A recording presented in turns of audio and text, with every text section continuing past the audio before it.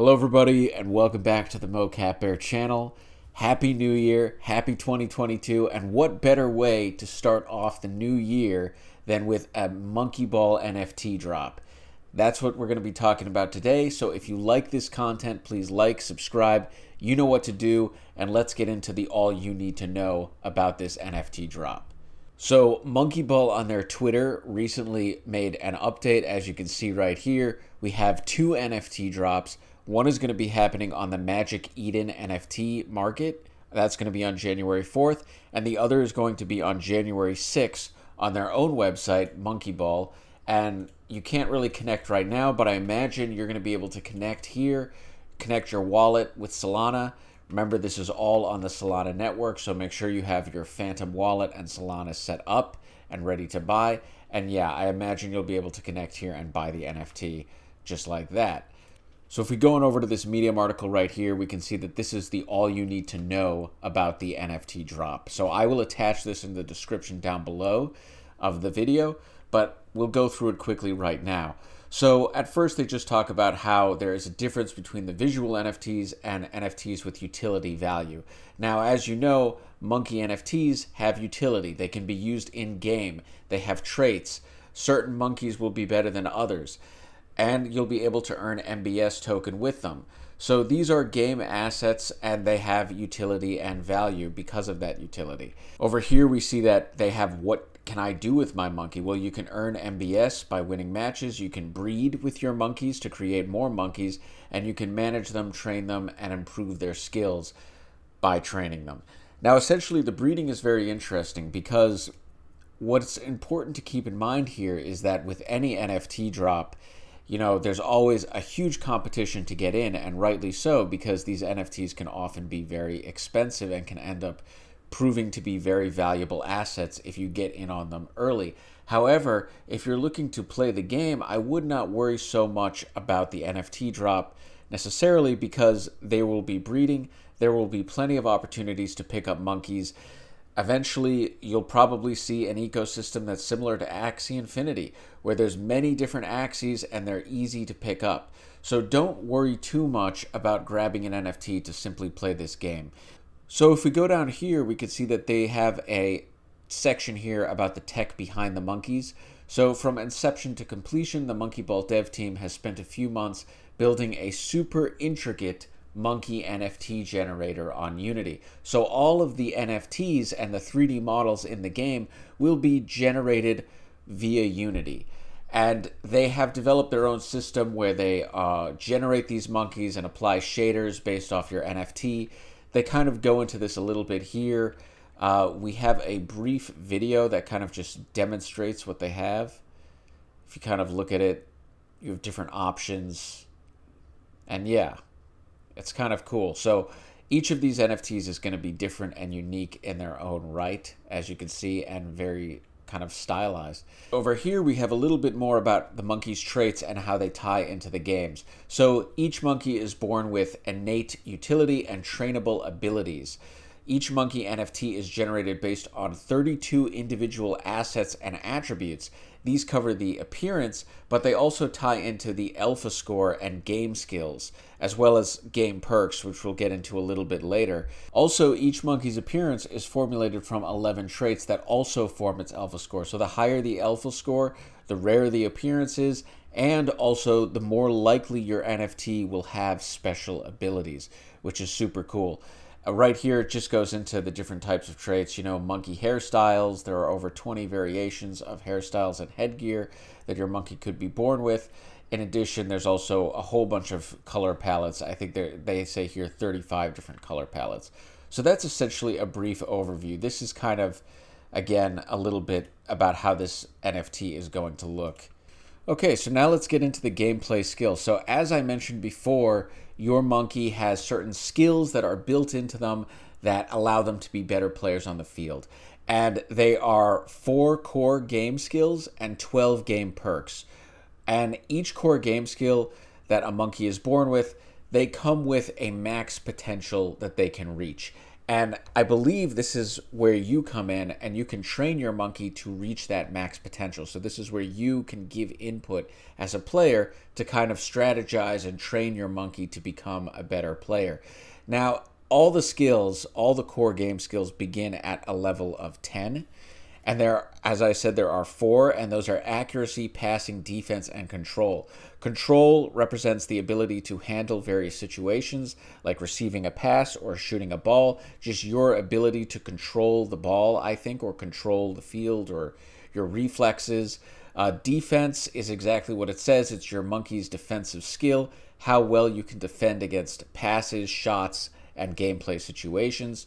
Passing, exactly what it says. It's just your ability to pass to another player, reach its target, and accuracy, which I think works kind of hand in hand with passing. It's just the accuracy of your shots, essentially. You could see that we have a little demo of the skills right down here.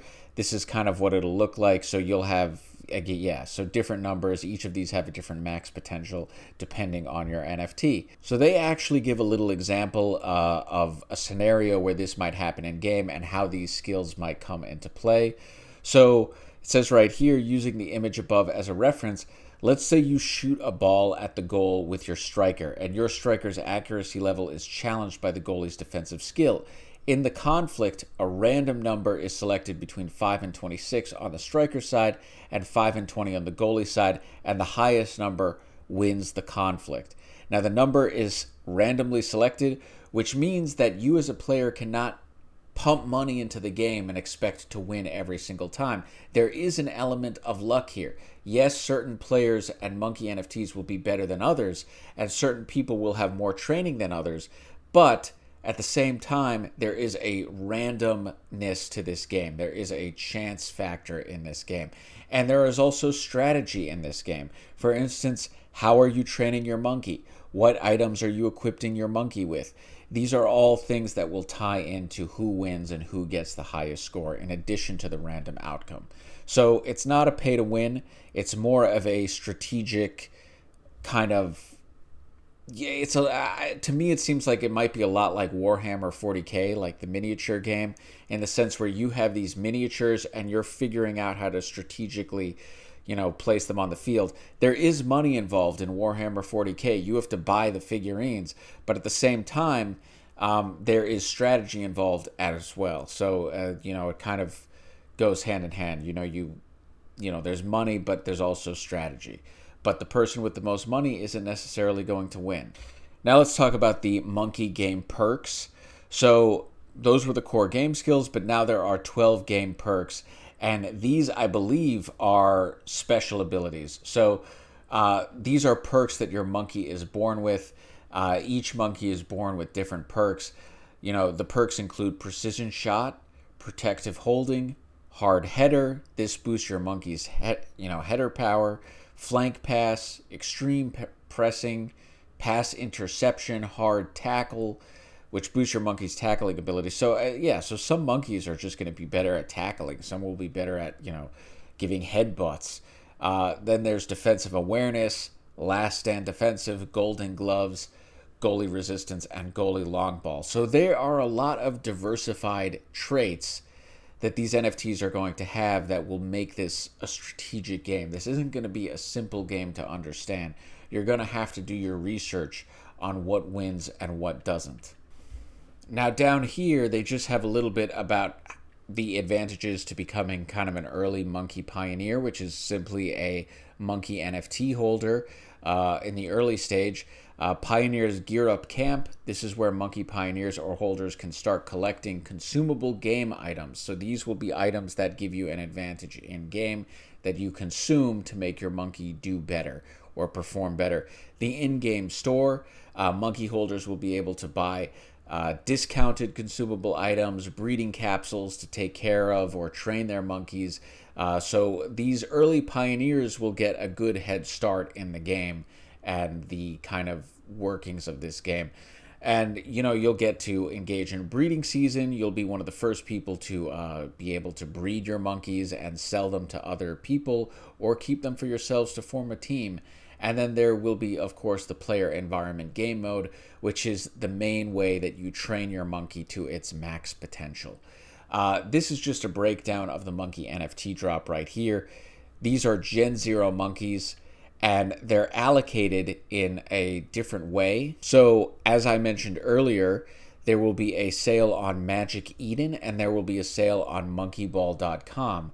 And again, for reference, those dates are the 4th for Magic Eden and the 6th for monkeyball.com. And here we have the amount of monkeys that will be available to buy. So there will be 1,000 monkeys pre-sale through Magic Eden, and there will be a public sale on monkeyball.com, and that will be 5,000 monkeys. And then, of course, the giveaways, testing, and marketing, which they will be doing, or they have done. I think they've been running a marketing campaign for the past week or so. That was 1,500 monkeys. So that's kind of how the sale will break down. And then they give another 4,000 to the gaming guilds. And that is essentially how this allocation breaks down. So this is a little bit about the NFT drop. They say it's designed to be fair. As anyone who's engaged in NFT drops knows, that there are huge issues with bots. There are huge issues with fairness. If someone's computer is faster or slower, that can be an issue. I mean, basically, this is going to be a first come, first serve thing. So it depends on how fast you can click. And a lot of times the bots just grab everything before any normal people can get it. And then they price it to an extreme degree that is just unrealistic for anyone. So they say what they've done is they've done two things. First, they've limited the amount that a wallet can hold. So per wallet, you can only get 4 NFTs. So that's one thing that they've done to kind of promote fairness. In addition to that, they added an extra layer of protection by building a robust tech stack to counter bots. Now, they don't really go into a whole lot about what that is here. I'm going to take their word for it that they have done this. I hope that it's real. I hope that there is a robust tech stack to counteract bots, because that is a huge issue. If anyone knows of what this tech stack might be, or a little bit more detail about this, mention it in the comment section. I would love to know, and I'm sure other people watching this would as well. The cost per monkey is 2 SOL. So for both dates, it's just going to be 2 SOL each, plus gas, which on Solana, gas is usually not that expensive, so I wouldn't worry about that. I would just make sure you have maybe a little bit extra, just in case something goes wrong, or just in case, something doesn't work out. It's always good to just have a little bit more cushion in there in terms of Solana.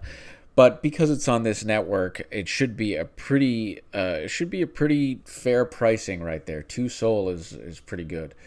And that is about it. That is the entire NFT drop. That is everything you need to know. As we get closer to the date, times will be revealed, and you'll be able to know more details about it. But that is essentially the NFT drop in a nutshell, the Monkey NFT drop in a nutshell. If you want to follow Magic Eden, which is the first marketplace, they have their Twitter right here. You could find links to their website on their Twitter. This is magiceden.com. This is a Solana-based NFT marketplace. And as you can see, it's kind of just like any other NFT marketplace. You can browse collections. You can browse stats. Here's their, they have a launch pad right here. You can sell. And one interesting thing, just off a side note, is you can, for anyone doing NFTs, you have this kind of easy access, apply for a listing. Here you can kind of submit an application if you have an NFT collection, or you can, what was this other thing? You can also apply for their launchpad as well. But yeah, that is the NFT drop in a nutshell. I hope you found this information helpful. If you can use it in any way, that would be great. If you did, please like, subscribe, and I will see you next time. Thanks so much.